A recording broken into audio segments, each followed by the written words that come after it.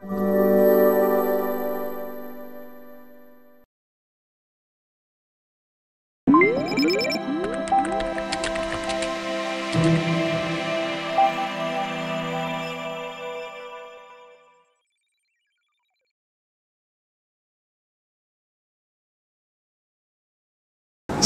siang, jumpa lagi dengan saya, Sujarwo, dosen Universitas Pamulang.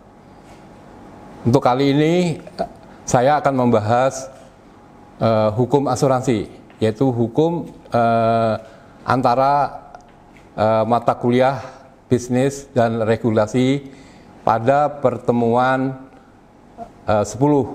Dalam definisi asuransi menurut KUHD pasal 246 menyatakan bahwa asuransi adalah perjanjian dengan mana penanggung mengikatkan diri kepada tertanggung dengan menerima premi untuk memberikan pergantian kepadanya karena suatu kerugian, kerusakan, atau kehilangan keuntungan yang diharapkan, yang mungkin akan dideritanya akibat suatu peristiwa tertentu.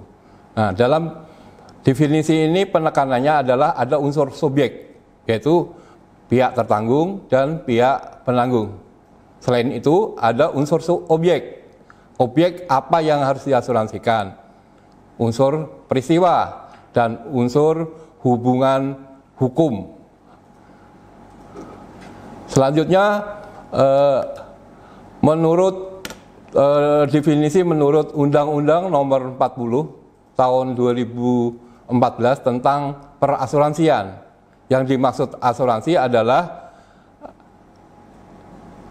perjanjian antara dua pihak, yaitu perusahaan asuransi dan pemegang polis, yang menjadi dasar bagi penerima premi oleh perusahaan asuransi sebagai imbalan untuk yang A, memberikan pergantian kepada tertanggung atau pemegang polis karena kerugian, kerusakan, biaya yang timbul, kehilangan keuntungan, atau tanggung jawab hukum kepada pihak ketiga yang mungkin diderita tertanggung atau pemegang polis karena terjadinya suatu peristiwa yang tidak pasti. Yang B adalah memberikan pembayaran yang didasarkan pada meninggalnya tertanggung atau pembayaran yang didasarkan pada hidupnya tertanggung dengan manfaat yang besarnya telah ditetapkan dan atau didasarkan pada hasil pengelolaan dana. Elemen-elemen yuridis asuransi adalah yang pertama, adanya pihak tertanggung, adanya pihak penanggung, adanya kontrak asuransi yang disebut polis, dan adanya kerugian, kerusakan, atau kehilangan, dan adanya peristiwa tertentu yang mungkin akan terjadi. Adanya uang premi yang dibayar oleh tertanggung kepada penanggung. Selanjutnya, apa yang disebut polis?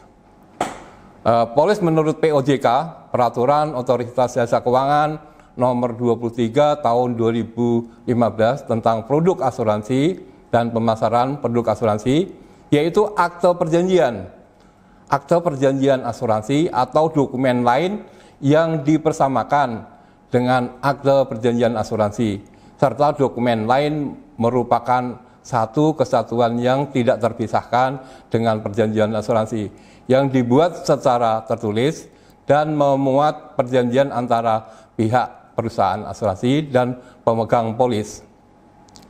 Yang kedua, produk asuransi harus memiliki polis asuransi yang tidak mengandung kata frasa atau kalimat yang menimbulkan penafsiran yang berbeda, multitafsir, mempersulit pemegang polis tertanggung dengan mengurus haknya.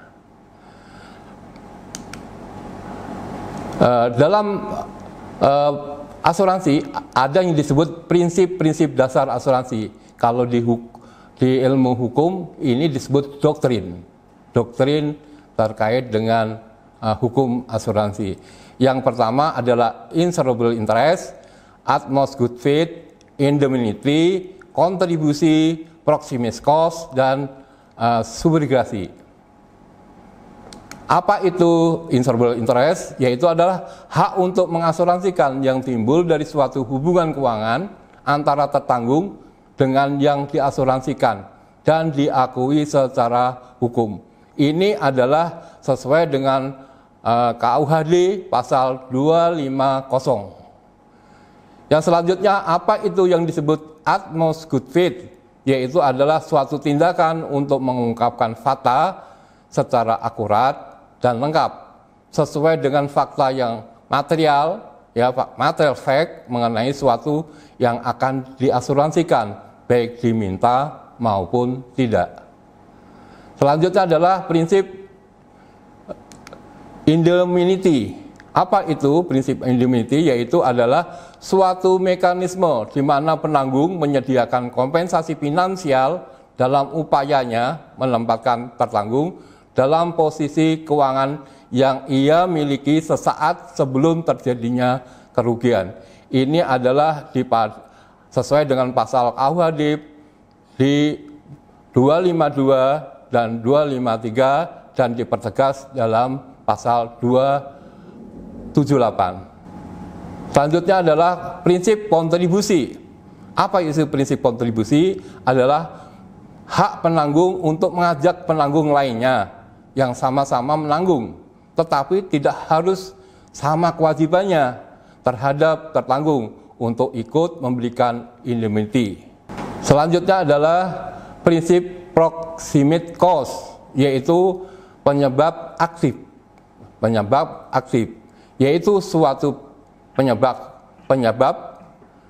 yang efisien, yang menimbulkan rantaian kejadian, yang menimbulkan suatu akibat tanpa adanya intervensi dari luar, suatu yang mulai dan secara aktif dari sumber yang baru dan independen. Yang seterusnya adalah subrogasi, yaitu adalah pengalian hak tuntut dari tertanggung kepada penanggung setelah klaim dibayar. Yang selanjutnya adalah dalam KUHD ini terdapat pada pasal 284. Subrogasi timbul sehubungan dengan tertanggung, sehubungan dengan tanggung jawab orang yang menimbulkan kerugian bagi pihak lain. Dalam hukum tersebut terdapat ketentuan yang mewajibkan seseorang untuk membayar ganti rugi apabila yang orang tersebut karena kesalahannya menimbulkan kerugian bagi yang lain. Demikian pertemuan kali ini. Sampai jumpa pada pertemuan selanjutnya. Terima kasih, selamat siang. Billahi taufik. Wassalamualaikum warahmatullahi wabarakatuh.